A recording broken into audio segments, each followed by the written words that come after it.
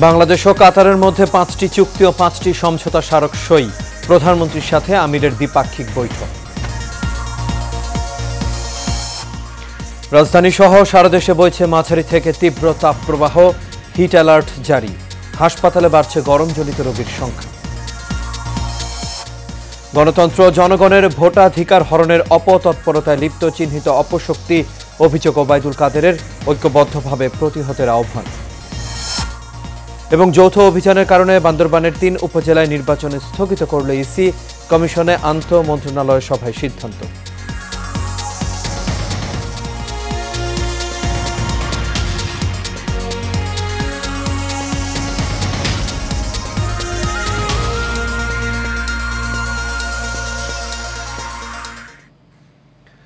সবাইকে স্বাগত এশিয়ান নিউজে। দর্শক, পুরো সংবাদ জুড়ে আপনাদের সঙ্গে আছি আমি আনোয়ার রাজ। এতক্ষণ শুনছিলেন বিআরবি কেবল ইন্ডাস্ট্রিজ লিমিটেড সংবাদ শিরোনাম। এবার চলে যাচ্ছি পুরো খবরে। দ্বৈতকর পরিহার সহ বিভিন্ন ক্ষেত্রে সহযোগিতার বিষয়ে 5টি চুক্তি এবং 5টি সমঝোতা স্মারক সই করেছে বাংলাদেশ ও কাতার। দুপুরে প্রধানমন্ত্রীর কার্যালয়ের করবি হলে প্রধানমন্ত্রী শেখ হাসিনা ও কাতারের আমির Sheikh Tamim bin Hamad Al থানির উপস্থিতিতে এসব চুক্তি ও সমঝোতা স্মারক সই হয়। বিস্তারিত কাউসার আহমেদের রিপোর্টে। বাংলাদেশ ও কাতারের মধ্যে পারস্পরিক বিনিয়োগ ও উন্নয়ন ও সুরক্ষা সংক্রান্ত চুক্তি, দ্বৈতকর পরিহার ও কর ফাঁকি, আইনগত বিষয়ে সহযোগিতা, সাগরপথে পরিবহন সংক্রান্ত চুক্তি এবং দুদেশের ব্যবসা সংগঠনের মধ্যে যৌথ ব্যবসা পরিষদ গঠন সংক্রান্ত 5 চুক্তি স্বাক্ষর করেন প্রধানমন্ত্রী শেখ হাসিনা ও কাতারের আমির Sheikh Tamim bin Hamad Al Thani. পরে উভয় দেশের মধ্যে 5টি সমঝোতা স্মারক সই হয়। এর মধ্যে কূটনৈতিক প্রশিক্ষণে সহযোগিতা, উচ্চশিক্ষা ও বৈজ্ঞানিক গবেষণা, যুব ক্রীড়াক্ষেত্রে সহযোগিতা, শ্রমশক্তির বিষয় এবং বন্দর ব্যবস্থাপনা সংক্রান্ত সমঝোতা স্মারক সই হয়।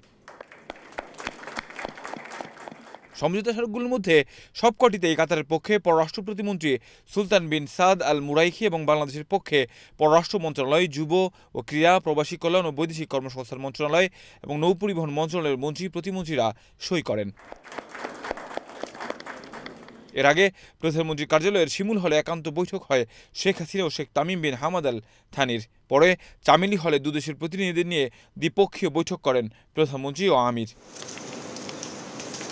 তারও আগে সকাল 10:15টায় প্রধানমন্ত্রী কার্যালয়ে পৌঁছালে টাইগার গেটে কাতারের আমিরকে ফুল দিয়ে উষ্ণ অভ্যর্থনা জানান প্রধানমন্ত্রী শেখ হাসিনা। কাউসার আহমেদ, এশিয়ান টেলিভিশন, ঢাকা। রাজধানী ঢাকা সহ সারা দেশে মাঝারি থেকে তীব্র তাপপ্রবাহ বয়ে যাচ্ছে, যা অব্যাহত থাকতে পারে জানিয়ে সোমবার দেশজুড়ে আরও 3 দিনের হিট অ্যালার্ট জারি করেছে আবহাওয়া অধিদপ্তর। সকাল 9টায় আবহাওয়া অধিদপ্তর জানিয়েছে, রাজশাহী, পাবনা, খুলনা, বাগেরহাট, যশোর, চুয়াডাঙ্গা ও কুষ্টিয়া জেলাসমূহের ওপর দিয়ে তীব্র তাপপ্রবাহ বয়ে যাচ্ছে। ময়মনসিংহ, মৌলভীবাজার ও রাঙ্গামাটি জেলাসহ ঢাকা, রংপুর ও বরিশাল বিভাগ এবং রাজশাহী ও খুলনা বিভাগের অবশিষ্টাংশের ওপর দিয়ে মৃদু থেকে মাঝারি ধরনের তাপপ্রবাহ বয়ে যাচ্ছে এবং তা অব্যাহত থাকতে পারে।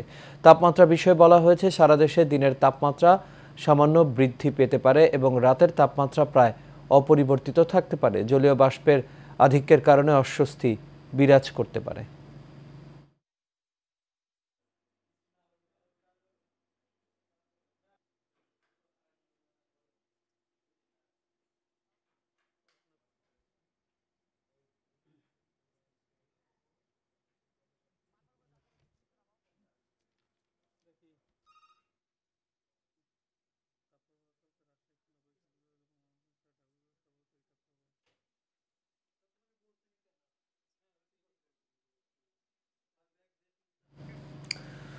দর্শক, তাপপ্রবাহের আরও খবর জানাতে এই মুহূর্তে রাজশাহী থেকে সরাসরি যুক্ত হচ্ছেন সহকর্মী বারিউল আলম শান্ত। শান্ত, আশা করি আপনি আমাকে শুনতে পাচ্ছেন।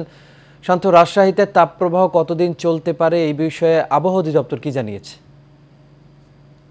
রাজ, আমরা কি 3টার দিকে রাজশাহীর আবহাওয়া অফিসের সাথে কথা বলেছি, তারা আমাদেরকে জানিয়েছেন যে 40.2 ডিগ্রি সেলসিয়াস তাপমাত্রা রেকর্ড করা হয়েছে রাজশাহীতে এবং বাতাসের আর্দ্রতা ছিল প্রায় 26%, যা গত কয়েকদিনের তুলনায় কিছুটা তাপমাত্রা কিন্তু রাজশাহীতে কমেছে। গতকালকেও কিন্তু রাজশাহীতে 40 ডিগ্রি তাপমাত্রা ছিল, তবে তার আগে গত 4 দিনে কিন্তু রাজশাহীতে 41 ডিগ্রি তাপমাত্রা অতিক্রম করেছিল। এর পাশাপাশি বাতাসের আর্দ্রতা ছিল 17 থেকে 18%, ফলে এই তীব্র তাপমাত্রার সাথে বাতাসের আর্দ্রতা কম থাকায় কিন্তু যে গরম সেটি বেশি অনুভূত হচ্ছিল। রাজ, আমরা আপনাকে একটি বিষয় জানিয়ে রাখি যে রাজশাহীতে কিন্তু একটি সমস্যা, তীব্র তাপমাত্রায় বেশি প্রকোপ রূপ ধারণ করছে। আমরা কিছুদিন আগে দেখেছি যে তাপপ্রবাহ বেড়ে যায়, কিন্তু রাজশাহীর অধিকাংশ টিউবওয়েলে কিন্তু পানি উঠছিল না। এবং এটি এখন কিন্তু দেখা যাচ্ছে যে অধিকাংশ বাসা বাড়িতে যে সাবমার্সিবল পাম্প গুলো রয়েছে সেগুলোতে কিন্তু পানি উঠছে না। ফলে রাজশাহী যে বসত বাড়িগুলোতে ওয়াসার লাইন নেই, সেই জায়গা থেকে তারা কিন্তু পানির সংকটে প্রকোপ রূপ ধারণ করেছে এবং তারা কিন্তু সেটাতে কষ্ট পাচ্ছে। তীব্র গরমের পাশাপাশি পানির যে সংকট, সেটাতে কিন্তু তারা অনেকটা দুর্ভোগে পড়েছেন এই নগরবাসী। এছাড়াও আপনাকে আরেকটি বিষয় জানিয়ে রাখি যে রাজশাহীতে কিন্তু তুলনামূলক গরম একটু বেশি থাকে। তবে এই গরমে আমরা দেখেছি যে নিম্ন ও মধ্যবিত্ত আয়ের যারা খেটে খাওয়া মানুষ রয়েছেন তারা একটু বেশি বিপাকে পড়েছেন। আমরা দেখেছি যে তারা কিন্তু এই তীব্র গরমকে উপেক্ষা করে কাজে বের হচ্ছেন, ফলে তাদের যে দুর্ভোগ সেটা কিন্তু চরমে পৌঁছেছে। এর পাশাপাশি বিশেষজ্ঞ চিকিৎসকরা পরামর্শ দিচ্ছেন যে যারা শ্রমজীবী মানুষ আছেন তাদের জন্য বলছেন যে কাজের পাশাপাশি কিন্তু তারা ছায়াযুক্ত স্থানে যেন কিছুক্ষণ বিশ্রাম নিয়ে নেয় এবং রোদ থেকে বাসায় ফেরার পরপরই যেন কেউ ঠান্ডা পানি অথবা শরীরে পানি না ঢালে। কিছুক্ষণ বিশ্রাম নেওয়ার পরে কিন্তু তাদেরকে ঠান্ডা পানি অথবা গোসল করার পরামর্শ দেওয়া হচ্ছে। এর পাশাপাশি রাজা, আপনাকে আরেকটি বিষয় জানিয়ে রাখি যে শান্ত, আপনাকে অসংখ্য ধন্যবাদ। দর্শক, রাজশাহী থেকে আমাদের সঙ্গে যুক্ত হয়েছিলেন সহকর্মী শান্ত। চলে যাচ্ছি পরবর্তী খবরে। সারা দেশের মতোই তীব্র তাপপ্রবাহে পুড়ছে কুষ্টিয়া। এতে চরম বেকায়দায় পড়েছেন এই অঞ্চলের নিম্ন আয়ের খেটে খাওয়া মানুষ। বেড়েছে ডায়রিয়া, নিউমোনিয়া সহ গরমজনিত রোগের প্রকোপ। এতে ধারণ ক্ষমতার কয়েক গুণ বেশি রোগীকে চিকিৎসা দিতে হচ্ছে হাসপাতালগুলোকে। স্টাফ রিপোর্টার হাসিবুর রহমান রিজুর তথ্য ছবিতে আরও জানাচ্ছেন আরব ইসলাম হিমু। তীব্র তাপপ্রবাহে প্রায় 40 ডিগ্রি সেলসিয়াসের ঘর স্পর্শ করেছে কুষ্টিয়ার তাপমাত্রা। তীব্র গরম থেকে বাঁচতে অনেকেই বের হচ্ছেন না ঘর থেকে। যারা অতি প্রয়োজনে ঘর থেকে বের হচ্ছেন তারা রাস্তার পাশের পানীয় দিয়ে নিজেদের তৃষ্ণা মেটাচ্ছেন। যে পরিমাণে গরম পড়ছে, রাস্তায় মানুষ তো বাড়াতে পারছে না। আমিও একজন গরিব মানুষ, পেটের দায়ে রাস্তায় বাড়াইছি। এত পরিমাণে গরম পড়ছে, গরমে মনে করেন যে রাস্তাঘাট আগুন হয়ে গেছে। এদিকে গরমের প্রভাবে বেড়েছে ডায়রিয়া, নিউমোনিয়া সহ গরমজনিত রোগ। কুষ্টিয়া জেনারেল হাসপাতালে 250 শয্যার বিপরীতে সেবা নিচ্ছেন কয়েক গুণ বেশি রোগী। ফলে হিমশিম খেতে হচ্ছে হাসপাতাল কর্তৃপক্ষকে। যদিও এই অধিক সংখ্যক রোগীদেরকে আমাদের চিকিৎসা দিতে হিমশিম খেতে হয়, কিন্তু তারপরেও একটি ভালো লক্ষণ যে অভিভাবকরা সচেতন হচ্ছেন এবং অসুস্থ হলেই তারা চিকিৎসার জন্য হাসপাতালে আসছেন। এদিকে বেড না পেয়ে বারান্দায় ও মেঝেতে চিকিৎসা নিচ্ছেন অনেক রোগী। অতিরিক্ত গরমে, এই গরমে বাচ্চারা তো অসুস্থ হয়ে যাচ্ছে। গরমের থেকে আমার নাতি ছেলে ধরে খুবই তো অসুস্থ, মানে ডায়রিয়া হয়ে গেছিল। এই হাসপাতালটির শিশু ওয়ার্ডে 21 বেডের বিপরীতে ভর্তি রয়েছেন 220 জন শিশু। আর 12 বেডের ডায়রিয়া ওয়ার্ডের বিপরীতেও ভর্তি রয়েছেন 60 জন। আরব ইসলাম হিমু, এশিয়ান টেলিভিশন। একটি চিহ্নিত অপশক্তি দেশের গণতন্ত্র এবং জনগণের ভোটাধিকার নস্যাৎ করতে নির্বাচন বিরোধী অপতৎপরতায় লিপ্ত রয়েছে বলে মন্তব্য করেছেন আওয়ামী লীগের সাধারণ সম্পাদক, সড়ক পরিবহন ও সেতুমন্ত্রী ওবায়দুল কাদের। ভোটাধিকার প্রয়োগে জনগণকে উৎসাহিত করতে আওয়ামী লীগের প্রচারণামূলক প্রচারপত্র বিতরণ অনুষ্ঠানে এই কথা বলেন তিনি। ঐক্যবদ্ধভাবে এই অপশক্তিকে প্রতিহত করার আহ্বানও জানান ওবায়দুল কাদের। বিস্তারিত নূর মোহাম্মদ ভুঁইয়ার রিপোর্টে। দেশের জনগণকে ভোটাধিকার প্রয়োগে উৎসাহিত করতে আওয়ামী লীগের কেন্দ্রীয় কার্যালয় বঙ্গবন্ধু অ্যাভিনিউয়ে প্রচারণামূলক প্রচারপত্র বিতরণের আয়োজন করে দলটির প্রচার ও প্রকাশনা উপকমিটি। এতে প্রধান অতিথি হিসেবে যোগ দেন আওয়ামী লীগের সাধারণ সম্পাদক ওবায়দুল কাদের। বাংলাদেশ বিনির্মাণে আপনাদের সহযোগিতা কামনা করছি। এ সময় তিনি বলেন, গণতন্ত্রকে বাধা সৃষ্টি করতে নির্বাচিত সরকার হটানোর জন্য দেশি বিদেশি ষড়যন্ত্র চলছে। শুধু দেশে নয়, বাইরেও বাংলাদেশ বিরোধী অপপ্রচার আছে, ষড়যন্ত্র আছে এবং নির্বাচিত সরকারকে অবৈধভাবে হটানোর চক্রান্ত দীর্ঘদিন ধরে আমরা লক্ষ্য করেছি। একটি চিহ্নিত অপশক্তি আবারও দেশের গণতন্ত্র এবং জনগণের ভোটাধিকার নস্যাৎ করতে নির্বাচন বিরোধী তৎপরতায় লিপ্ত হয়েছে জানিয়ে ওবায়দুল কাদের বলেন, ঐক্যবদ্ধভাবে এই অপশক্তিকে প্রতিহত করতে হবে। যে অপশক্তি আজকে আমাদের স্বাধীনতার, গণতন্ত্রের ভিত্তিমূলে আঘাত করতে চাইছে তাদেরকে আমাদের প্রতিরোধ করতে হবে, প্রতিহত করতে হবে এবং সেজন্য ঐক্যবদ্ধ হতে হবে। জনগণকে শ্রদ্ধা করা আওয়ামী লীগের অঙ্গীকার বলেও জানান ওবায়দুল কাদের। আপনারা আপনাদের নাগরিক অধিকার প্রতিষ্ঠা করবেন, এটা আমাদের আহ্বান। নূর মোহাম্মদ ভূঁইয়া, এশিয়ান টেলিভিশন, ঢাকা।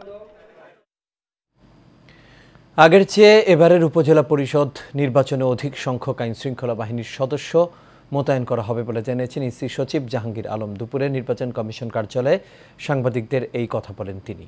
যৌথ বাহিনীর অপারেশনের কারণে বান্দরবানের ৩ উপজেলা রুমা, থানচি, বোয়াংছড়ি নির্বাচন স্থগিত করা হয়েছে বলেও জানান তিনি। এর আগে প্রধান নির্বাচন কমিশনার কাজী হাবিবুল আউয়ালের সভাপতিত্বে আন্তঃমন্ত্রণালয় সভা অনুষ্ঠিত হয়। এতে বিভিন্ন মন্ত্রণালয় ও আইনশৃঙ্খলা বাহিনীর ঊর্ধ্বতন কর্মকর্তারা অংশ নেন। এদিকে উপজেলা পরিষদ নির্বাচনের প্রার্থীদের মধ্যে প্রতীক বরাদ্দ দিয়েছে নির্বাচন কমিশন। ঢাকায় নির্বাচন প্রশিক্ষণ ইনস্টিটিউটে রিটার্নিং কর্মকর্তার কার্যালয়ে কেরানীগঞ্জ, দোহার ও নবাবগঞ্জ উপজেলার প্রার্থীদের মধ্যে প্রতীক বরাদ্দ দেন রিটার্নিং কর্মকর্তা। ৩ উপজেলায় ৩ পদে ৩৭ জন প্রার্থীর মধ্যে প্রতীক দেওয়া হয়।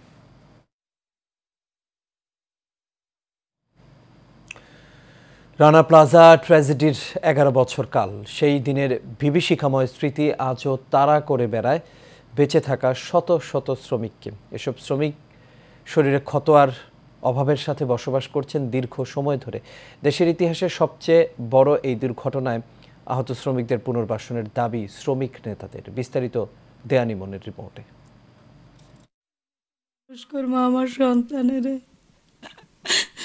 আর এই চিন্তা করেই আমি ওই রাক্ষসী রানা প্লাজায় আমি গেছি। আর ওই শিলা বেগম 2 বছরে কন্যা সন্তানকে রেখে স্বামী মারা যাওয়ার পর দুবেলা দুমুঠো খেয়ে পড়ে একটু ভালো থাকার আশায় বরিশাল থেকে সাভারে এসে চাকরি নিয়েছিলেন রানা প্লাজা ভবনের 6 তলায় ইথাটেক্স লিমিটেড কারখানায়। গার্মেন্টসে চাকরি করে উপার্জিত অর্থ দিয়ে সন্তানকে নিয়ে ভালো থাকার যে স্বপ্ন দেখেছিলেন শিলা বেগম, 2013 সালের 24 এপ্রিল সেই স্বপ্ন পরিণত হয় দুঃস্বপ্নে।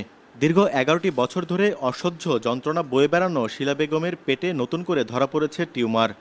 আমার এই অসুস্থ শরীরে আমার অনেক কষ্ট হয়। এই ক্যান্সার মধ্যে আমি আর থাকতে পারতেছি না। আমি চাই সুস্থ এই ক্যান্সার মধ্যে বাইরেতে। আমার এই দেহটার মধ্যে 8টা টিউমার, কিন্তু এর যে কত যন্ত্রণা একমাত্র আমি জানি। রানা প্লাজার দুর্ঘটনায় আহত আরেক শ্রমিক নীলুফা বেগম কাজ করতেন রানা প্লাজা ভবনের 5 তলায়। দুর্ঘটনার পর কিছু ক্ষতিপূরণ পেলেও বর্তমানে চিকিৎসার ব্যয় বহন করতে গিয়ে ঋণে জর্জরিত হয়ে মানবেতর জীবনযাপন করছেন তিনি। শুধু শিলা কিংবা নীলুফা বেগমই নয়, মানবেতর জীবনযাপন করা রানা প্লাজার দুর্ঘটনায় আহত অন্য শ্রমিকেরা নিজেদের অসহায়ত্বের বর্ণনা দিয়ে বলছেন, বেঁচে ফেরা জীবনটাই যেন সবচাইতে বড় অভিশাপ তাদের। যখন ইনকাম করছে সবার কাছে এই জন্য ওই সময়টা কোনো মরে গেল সবচেয়ে ভালো। আমাকে দেয়া একটা দিন দেয়, মানে একটা বছর আমরা কি খাই কি পড়ি না পড়ি, আমাকে কিন্তু পঙ্গু জীবন তখন করতেছি আমরা। অনেক দিনই যারা এই 9 তলা ভুবন তলা পড়ছে তাদের না কিছু ক্ষতি হয়েছে, না কেউ দেখা যায় কেউ দেখা যায় না। কেউ বুকের সমস্যা, কেউ মাথায় সমস্যা, কেউ পায়ের সমস্যা, কেউ হাত নাই, কেউ পাও নাই, কিন্তু আজ পর্যন্ত কেউ খোঁজ খবর না। ওই যে বছরে 24 এপ্রিল আসে, তার 2-4 দিন আমাকে বুই কুমড়ো ঝাঁকি দেয়।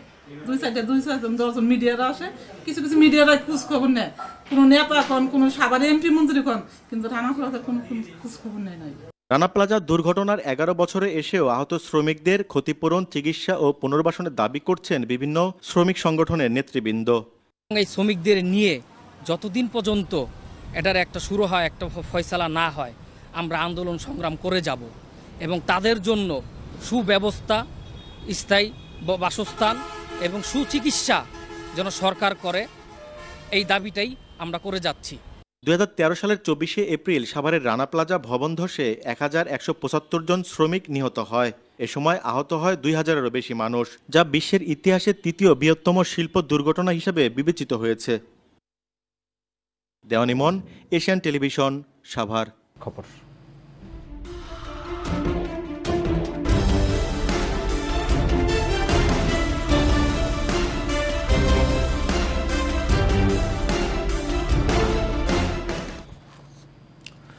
বান্দরবানের রুমায় যৌথ অভিযানে সেনাবাহিনীর গুলিতে নিহত কেএনএফ সদস্যের লাশের পরিচয় শনাক্ত করা হয়েছে। পরে তার মরদেহ ময়নাতদন্তের জন্য বান্দরবান সদর হাসপাতালে আনা হয়েছে। বান্দরবান সদর হাসপাতালে ময়নাতদন্ত শেষে পরিবার ও বম অ্যাসোসিয়েশন কমিটির কাছে মরদেহ হস্তান্তর করা হবে বলে জানিয়েছে পুলিশ। আইএসপিআর সূত্রে জানা যায়, সোমবার বিকেলে রুমা উপজেলার দুর্গম মুনলাইপাড়া এলাকায় যৌথ অভিযানের সময় সেনাবাহিনীর গুলিতে কুকিচিন ন্যাশনাল ফ্রন্ট কেএনএফের সশস্ত্র সন্ত্রাসী লালপ্রেম রোয়াদ বম নিহত হয়। এ সময় তার কাছ থেকে অস্ত্র, গোলা বারুদ ও অন্যান্য সরঞ্জাম উদ্ধার করা হয়। তীব্র তাপদাহে ভয়াবহ অবস্থা দেশজুড়ে। হিট স্ট্রোকের ঝুঁকির মধ্যে রাজধানীর ক্লান্ত তৃষ্ণার্থ পথচারীদের বিনামূল্যে শরবত রুহ আফজা পান করাচ্ছে হামদার্দ ল্যাবরেটরিজ বাংলাদেশ। আধুনিক হামদার্দের প্রতিষ্ঠাতা ডক্টর হাকিম মোহাম্মদ ইউসুফ হারুন ভুইয়ার নির্দেশে রাজধানী জুড়ে এই কার্যক্রম পরিচালনা করা হচ্ছে। এমন উদ্যোগে ভীষণ খুশি সাধারণ মানুষ। তারা জানান, রুহ আফজা সবার কাছে প্রিয় একটি শরবত। প্রচণ্ড গরমে রাস্তায় বেরিয়ে সবার প্রাণ যখন উষ্ঠাগত, তখন পথচারীদের ডেকে ডেকে রুহ আফজা পান করাচ্ছে Hamdard.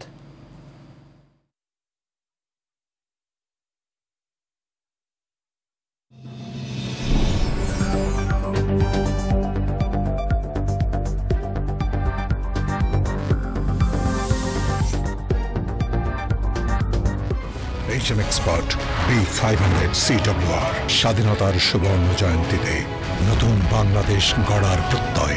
HM Steel B500 CWR।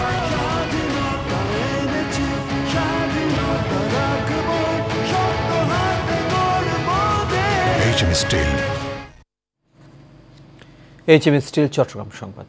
চট্টগ্রামের আনোয়ারা হেটিখাইনের চিহ্নিত সন্ত্রাসীদের আইনের আওতায় আনতে সংবাদ সম্মেলন অনুষ্ঠিত হয়েছে। উপজেলার হেটিখাইন গ্রামবাসীর উদ্যোগে আজ প্রেস ক্লাবে এই সংবাদ সম্মেলন অনুষ্ঠিত হয়। সংবাদ সম্মেলনে এলাকাবাসীর পক্ষে লিখিত বক্তব্য পাঠ করেন এম কামাল। তিনি বলেন, সন্ত্রাসীদের হাত থেকে বাঁচার জন্য প্রধানমন্ত্রী, স্বরাষ্ট্রমন্ত্রী স্থানীয় প্রশাসনের হস্তক্ষেপ কামনা করেন। এ সময় উপস্থিত ছিলেন মোহাম্মদ ইমরান হোসেন, মোহাম্মদ লোকমান হোসেন, রাবেয়া বেগম, সাফিয়া বেগম সহ আরও অনেকেই।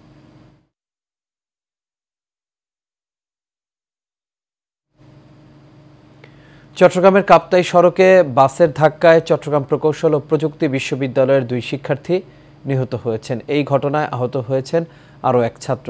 3 ছাত্র এই মোটর সাইকেল আরোহী ছিলেন। গতকাল বিকেলে চট্টগ্রাম কাপ্তাই সড়কের সেলিনা কাদের চৌধুরী কলেজ এলাকায় এই দুর্ঘটনা ঘটে। দুর্ঘটনায় নিহতরা হলেন শান্ত সাহা ও তৌফিক হোসেন। রাঙ্গুনিয়া থানার ওসি চন্দন কুমার চক্রবর্তী বলেন, কাপ্তাই সড়কের পোমরা ইউনিয়নের কাপ্তাই সড়কের সেলিনা কাদের চৌধুরী কলেজ সংলগ্ন এলাকায় এই দুর্ঘটনা ঘটে। এই সময় 3 ছাত্র মোটর সাইকেল আরোহী ছিলেন। তারা রাঙ্গুনিয়া থেকে চুয়েট ক্যাম্পাসের দিকে যাচ্ছিলেন। অপরদিকে চট্টগ্রাম শহর থেকে যাত্রী নিয়ে একটি বাস রাঙ্গুনিয়ার চন্দ্রঘোনা যাচ্ছিল। এতে বাসের ধাক্কায় মোটর সাইকেলের 3 আরোহী আহত হন। পরে 2 ছাত্র মারা যান।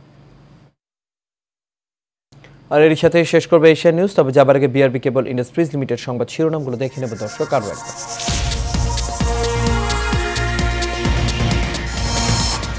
বাংলাদেশ ও কাতারের মধ্যে 5টি চুক্তি ও 5টি সমঝোতা স্মারক সই। প্রধানমন্ত্রীর সাথে আমিরের দ্বিপাক্ষিক বৈঠক। রাজধানী সহ সারা দেশে বইছে মাঝারি থেকে তীব্র তাপপ্রবাহ। হিট অ্যালার্ট জারি। হাসপাতালে বাড়ছে গরমজনিত রোগীর সংখ্যা। গণতন্ত্র জনগণের ভোটাধিকার হরণের অপতৎপরতায় লিপ্ত চিহ্নিত অপশক্তি। অভিযোগ ওবায়দুল কাদেরের, ঐক্যবদ্ধভাবে প্রতিহতের আহ্বান। এবং যৌথ অভিযানের কারণে বান্দরবানের 3 উপজেলা নির্বাচন স্থগিত করলে ইসি। কমিশনে আন্তঃ মন্ত্রণালয় সভায় সিদ্ধান্ত।